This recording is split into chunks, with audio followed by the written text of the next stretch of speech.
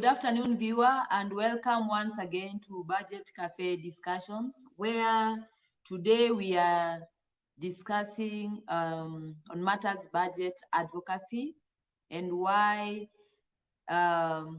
myself and Eunuke Kerubo decided now to embark on budget advocacy.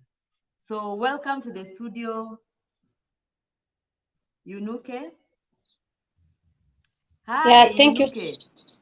Hi. Hi.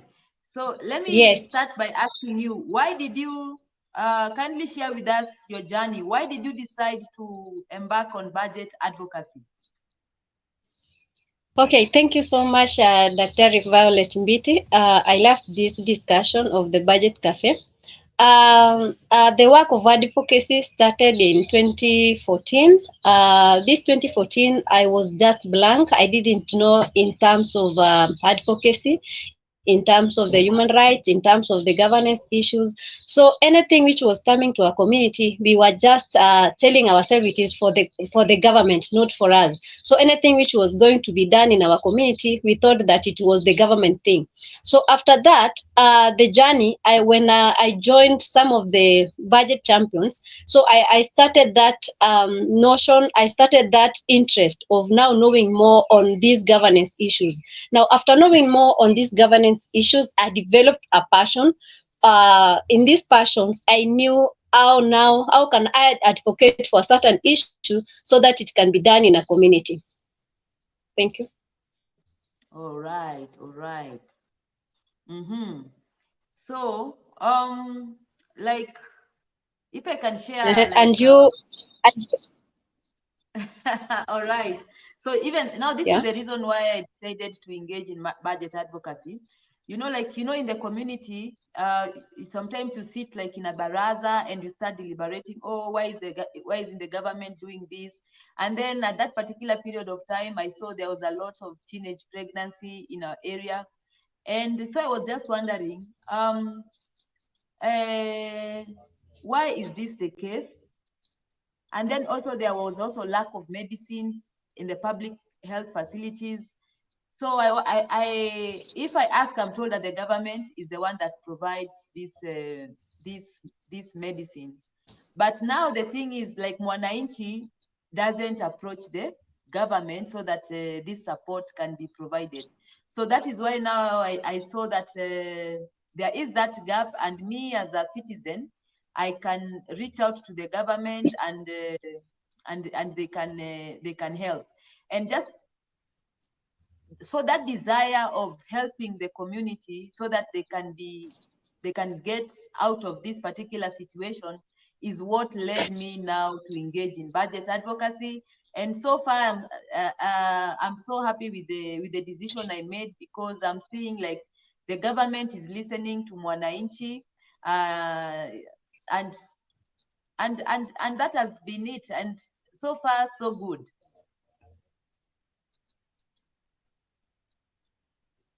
So, Okay, you know, Dr. to add on that also, since 2010 Constitution, when the power was derived from the national government to the counties, and that we can say that there was formation of counties.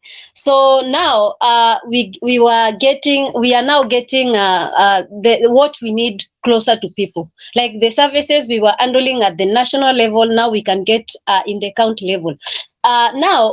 During the Constitution 2010 and the devolution, so previously I was thinking that everything you have to go to the county. It is the work of the county to do. So I didn't know that there was an essence of public participation. Anything you want in a certain area, you have to participate. You have to say that is what we need. Like for example, in terms of roads, for me, there's a time I will see some people coming to Maram, a certain road, so exactly I didn't know who were really doing the job. So I knew that it was the work of the county government, the government. I didn't know whether it's the county or the nation. Is the work of the government. So in terms of involvement, I didn't see whether there is a need for us to involve, because I saw the government is doing and they know what they're exactly doing. So to come up to know that the government cannot do if, as the public, we are not participating in terms of making decision, so that we can say what exactly we need in that area, what exactly is a pressing need, what is a priority we need in that area. So that's also one of the things which made me to venture into governance issues, so that I can advocate more people so that they can make decision in terms of the development in our area. Wow. Yeah. So like also like I'd also like to also share on my part. Um, I used to see like that the government usually advertises in the newspaper that that there is a public participation taking place in our ward or even in our sub county. So I really didn't know what it was. So I decided let me attend one of the public participation. And while attending now, I saw like business people who want contracts from government. They were speaking with passion, like we want the government to construct this road, to do this, to do that, and eventually I saw whatever they were saying, it happened. So now I said, okay, now since I'm in the health sector and I'm seeing the lack of health commodities in the hospitals. And also, since I'm also from a rural area, Machakos, I'm seeing that like even like us as farmers, we are not receiving the agricultural subsidies from the government. So once I saw the way the business people were advocating for their needs there, that is now how I saw, oh, so I can also approach the government, raise the issue that we face in the community through public participation, and by so doing, changes can be effected. And that is now how now I connected now the advertisement that usually happens in the newspaper, where they usually write gazette notice, to now public participation. So, Eunuke, I'd also like to ask you, since you embarked on budget advocacy, what challenges have you faced? Okay, the budget advocacy, we have many of the challenges we are facing as the practitioner. First of the challenge is the low public participation. As much as we are saying that we are going to participate, so advocacy goes with the number. So if the number there are few, it means that you are not going to say what you need. But as you can see, as an example of Mandamano, the many people on the street, there is a reception. The people they can get a reception. So if you see a few people demonstrating, it means that it is your issue, not the other people's issue. So that is one of the challenge, low public participation. Whereby now, if there is a public participation meeting, you get that a few people are attending this meeting, not all the community, or not all the people coming from a certain region. So low public participation, it means that now as much as you can make decision, you cannot make decision, and yet you are just a few, so it needs a good number of people. Another point about the challenges we are facing is in terms of the duty bearers. Sometimes they see that you are figure pointing them, you are just looking for mistakes. It is not like that. It is like making dialogues, what the community needs and what need to be done in terms of giving people what they desire. That is their rights. So it is not a privilege. So some of the duty bearers see this to be a finger pointing. They see that if you are a champion, if you are a budget facilitator, you are just fact finding. So you are just looking at the challenges we are facing. Yeah. Uh-huh. Yeah, I think it's also a similar case with me. One of the challenges I faced is, sometimes, the government may see you as like, you know, may not see you in good light. That why are you requesting for this information? Because most of the time, like if you are looking for like budget documents so that you can see analyze how the government is utilizing public funds, the county government or even the national government is supposed to submit this, upload these documents online. So when you don't find it online, now you ask them, why isn't it online? So at first, when we went to go and ask why aren't these documents online, you know, we want as Mwananchi to go and analyze.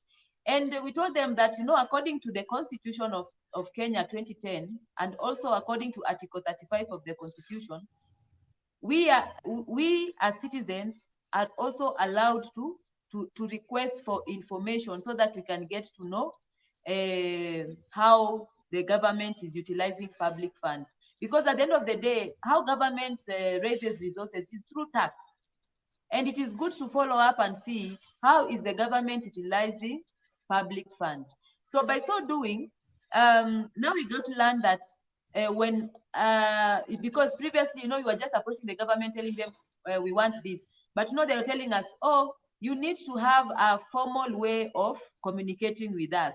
And that is how now we learned about the utilization of a memo if we want to submit our request to them on what we want. And they also told us that we should also submit this access to information template so that we can know, they can actually see this is what is needed, this is what that will be uploaded. And by so doing, we got the knowledge, and we acted on it. And after that, now I started seeing the county government now uploading those documents, and also the national government uploading documents. But the thing is, you find that sometimes even when these documents are uploaded, they are brought down later on. But I've learned that in advocacy, we should not be tired.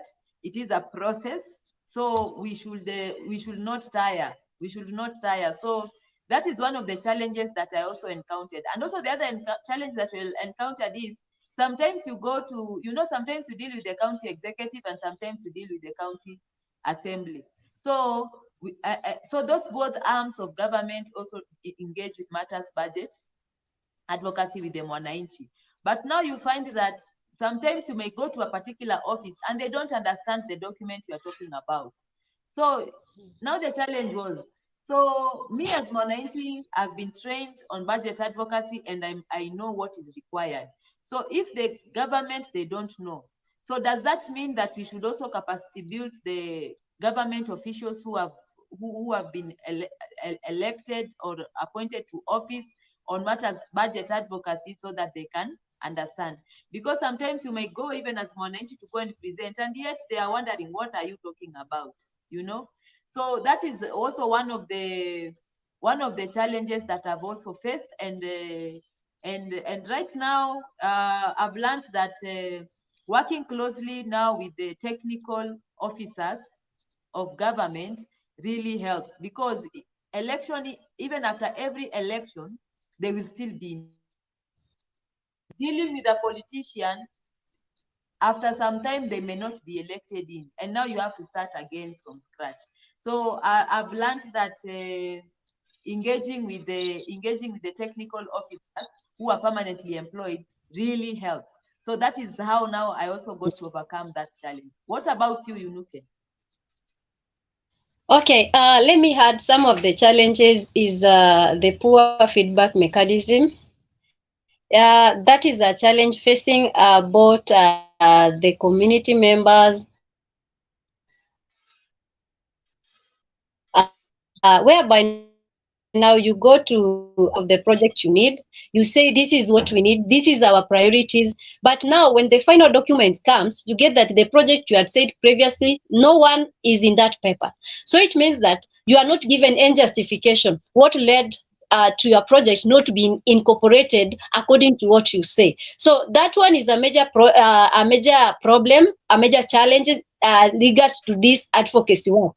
And again, you get that now you are complaining over a certain project. Maybe that project was shortly done, or this project stalled, and you are saying that there was an amount of money which you allocated in that project. So you write a memo or you write a petition to the county officials or to the relevant department so that you can get the clarification over the same. But now getting that feedback that you have received your letter. Now this by giving the clarification, or by saying that the project was stalled because of this and this and this and this. So lack of feedback mechanism, proper feedback mechanisms, has led to low public participation, because you say, even if I go to participate, so what next? So that is a challenge which is also facing majority of the community, not to go and participate. High projection in terms of the budget allocation, high projection, whereby like an account, you can say that the financial year 2023-2024, the total budget you have projected 11 billion. So out of this 11 billion, you are going to say, how much are we going to get from different revenue sources? Whereby you can say that from equitable share, this is the amount of money we are going to receive. From the local revenue, this is the amount of money we are going to receive. And from the conditional grants and conditional grants, that is the donor funding, this is the amount of money you are going to receive. But now, because of the high projection, now we come to the actual. You get that what you had projected to get, you now you will not get exactly what project you projected. Like example, in terms of the local revenue, you get that you had projected to get like 350 million, and the actual money you collect 77 million. So the deficit can make majority of the project not to be done. But now, because of the high projects, it means that there are more so money will be ventured so much in the recurrent expenditure rather than development expenditure. So you'll see that in that financial year, we have no much in development expenditure, because much of the money has been spent in the recurrent expenditure. So that is one of the challenges we are facing. But to overcome these, the challenges in terms of poor feedback mechanisms and also in terms of high projection, let's know the value of our county. If you are saying that before we project in terms of the local revenue, can we know what is the value of that county? Can that county produce exactly what they have projected in terms of the local revenue? And if there are, yes, that county can produce that, and because of the corruption, what are the measures are we going to put to ensure that if the revenue does not reach the desired destination, what measures can we do to ensure that this revenue reach the desired destination, so that the revenue collected will not pass, will not have that holes, whereby after before reaching to the desired destinations, there are many holes here on the way, whereby for example, per day we have collected like 200,000, but the money which will reach the desired place, it is just only for 20,000. So what mechanism can we put across to ensure that the revenue corrections are reaches the desired place? And again, in terms of in terms of feedback mechanisms, let's not like most of the duty bearers, let's not see this thing as their finger pointing. It is just a matter of dialogues and a matter of developing our counties. Not only that, we mean that we are just looking for mistake. It is the matter of dialogue. If there is a community complaining over that, can the leaders work with integrity according to the chapter 6 of the constitution? Can they work with that integrity? If you are in the office, can you work according to the law? Not that now you have put that corruption figure, corruption face in any way. When you see the money, you just see it is supposed to be diverted somewhere. Can we, the duty bearers, do that according to the leadership and integrity in the chapter 6 of the constitution? Back to Violet. All right, all right. So thank you so much for sharing. Viewer, I guess I bet that you've learned a lot from this forum. So we've come to the end of the show. Join us next time, even as we discuss more issues budget advocacy. So Eunuke, thank you for gracing the show once again. Yes. Thank you so much. I really appreciate for our listeners, and we hope that we are going to engage more. Bye.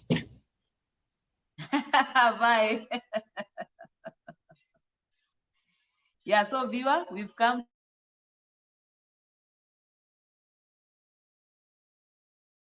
show.